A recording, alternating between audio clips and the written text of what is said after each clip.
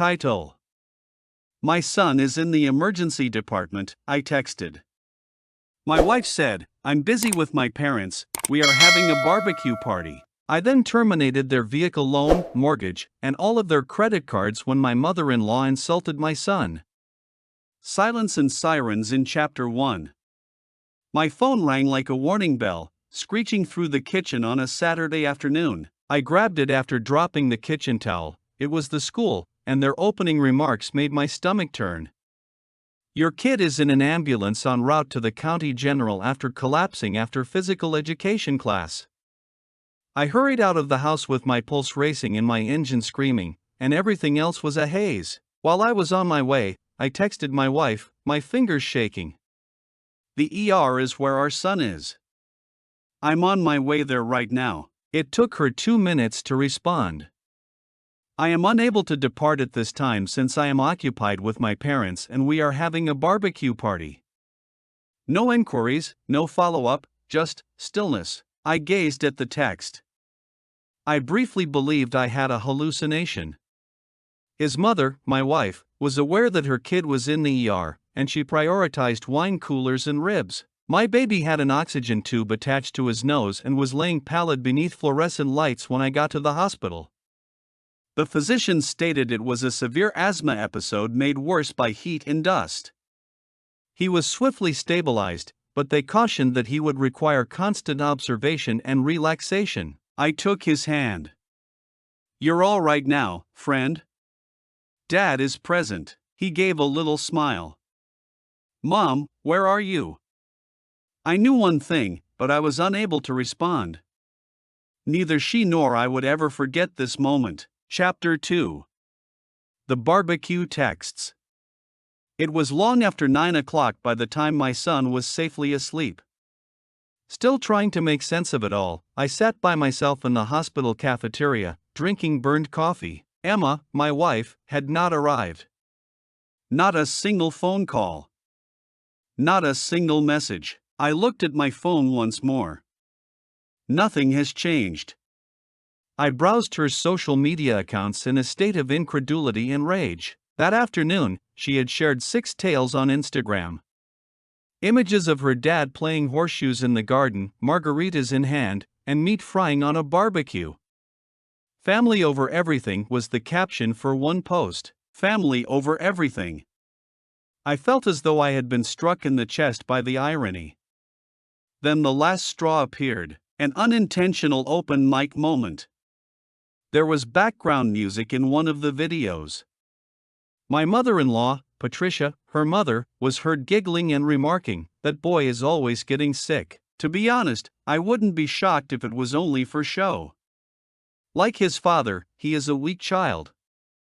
I went through it 3 times. The insult sparked something within of me that did more than simply burn. Their mortgage was paid off by me. I purchased her dad that vehicle he always raved about, their insurance, their credit cards. I took care of everything. They made fun of my son in response. My son is ill. I didn't blow up. I refrained from screaming. I just took out my laptop, entered into all the accounts I was in charge of for them, connected to the hospital's internet, and started to stealthily explore their world. Quiet cancellation in Chapter 3. Click, click, click. Every cancellation was more fulfilling than the one before it. I started with the obvious. Their mortgage comes first. 5 years prior, I had set up autopay for my company account and co-signed the house for them. I deleted the authorization after making a few keystrokes. Their auto loan comes in second. They drove around the town in a silver Lexus SUV. Payments per month? Lost. Within a week, the bank would get in touch with them. It would be repossessed after a few late payments. Silently. Their credit cards come in third. They were all connected to my master account. I did more than simply freeze them. They were immediately deactivated when I revoked them. The subtle part followed. Health and insurance, dental. Including their opulent life insurance policy, which I had kindly purchased as a present for the family. Lost, I wasn't required by law to keep financing it. An automatic notification would be sent to their email the next morning as soon as I canceled. I wasn't done, though. My package still included Emma's phone. Her information? Slice. Access to her device? Taken out. The password to her Apple ID? Altered. She could still browse Instagram. The signal failed in the middle of the selfie. I had a draft saved by midnight. A composed, thorough letter. Not to them, to Andrew, Emma's younger brother. I had always been respected by him. When his mother spit venom, he had protected me. I wrote, "Greetings, Andrew. I wanted you to understand why I had to put some distance between us. It's not about retaliation. Respect is at issue. I have always treated your family as if they were my own, but I can no longer stand by those who treat illness like a joke in light of what was stated about my kid during a medical emergency. I'm hoping you'll comprehend eventually." I then shut down my laptop. I came to a significant realization that night when my kid slept soundly next to me in his hospital bed. Not only was I severing their financial ties, but I was also emotionally liberating myself. They wouldn't experience that independence just yet, though. They'd suffer the effects first. The Panic Parade, Chapter 4. Silently, the following morning got underway. On my end. I went back to my son's room and sat at his bedside after getting coffee from the hospital cafeteria. His fever had subsided. He was breathing steadily now. With rest and supervision, the doctor told me he would be okay. But my phone was everything but quiet. 7:18 a.m. Emma called. I didn't respond. 7:19 a.m. Her dad gave her a call. Refused. 7:22 a.m.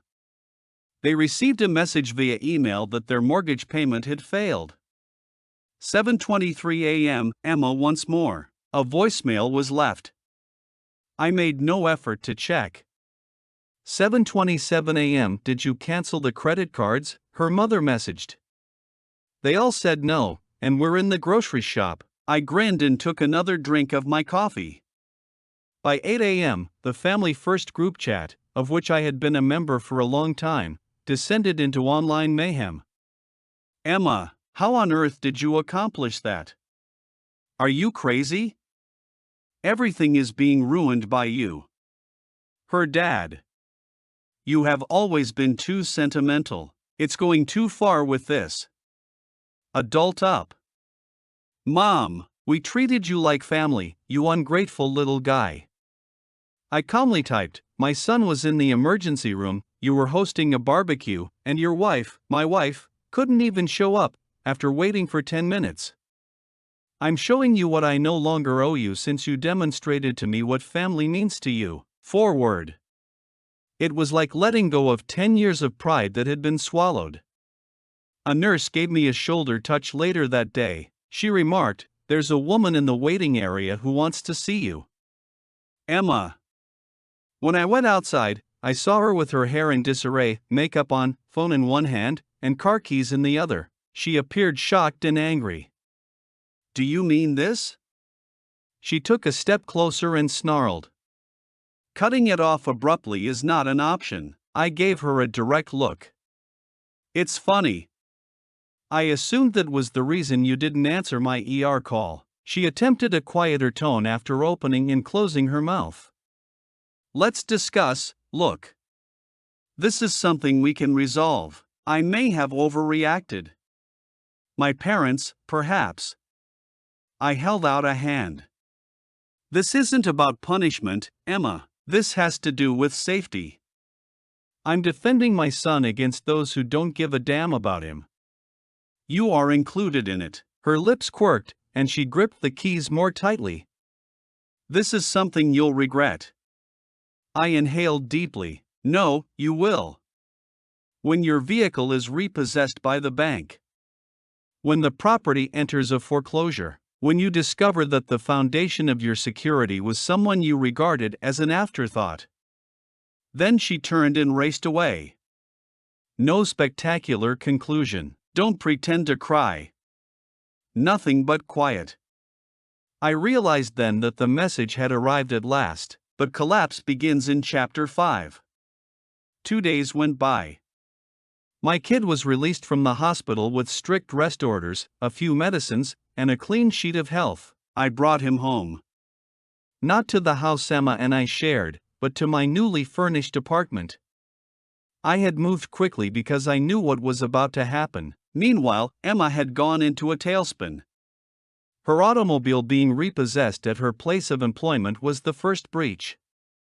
As the repo agent pulled off the sleek white SUV she was so proud of, Emma broke down in tears in the parking lot, according to a friend of hers who was unaware that we had stopped talking. Later, I saw the video. It was videotaped by a colleague. It was astonished surprise, not cruelty. Her parents calling me from a different phone was the second crack. This time, Emma's father's voice sounded strangely low. "We want to talk to you, man to man." I said nothing. Pay attention. Perhaps we uttered some inappropriate things. Feelings were running high. However, stopping the mortgage? The cards? Our credit will be destroyed by it. At last, I answered. Maybe you won't grill steaks and call your kid a burden the next time your daughter informs you that he's in the emergency room. He let out a sigh. What are you looking for? That was the time. I was not going to drag this out. I didn't want to be known for seeking revenge. However, I wasn't going to go without making a firm distinction. I said, I want you to know what it's like to be viewed as disposable. I want your daughter to view people as more than servants or money. Above all, I want my son to know that his father defended him. He didn't answer. Simply hung up. Emma eventually arrived at the new flat later that evening. She didn't appear to have slept. She had lost the edge in her voice. It broke. I apologize, she muttered. For what? I inquired. For failing to show up when you phoned. For permitting people to express such opinions. For causing you to feel isolated. I had some faith in it. I could see the truth in her eyes, though. She didn't feel bad about what she had done, she felt bad about what she had lost. Her eyes shifted to our kid, who was watching cartoons while snuggled up on the couch with his blanket and juice box. May I remain? Only to be close to him?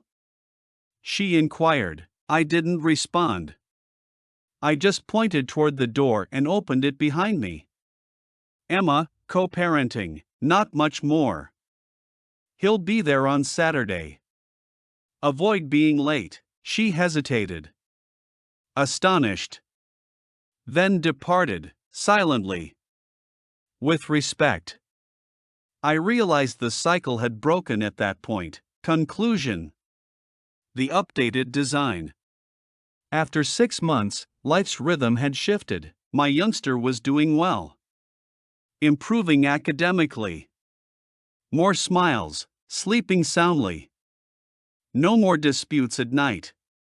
No more forgetting. I made sure he understood how much he was loved each and every day. That he was important. Emma and I only used a co-parenting app to communicate. Pickups. Departures. No feeling, no games.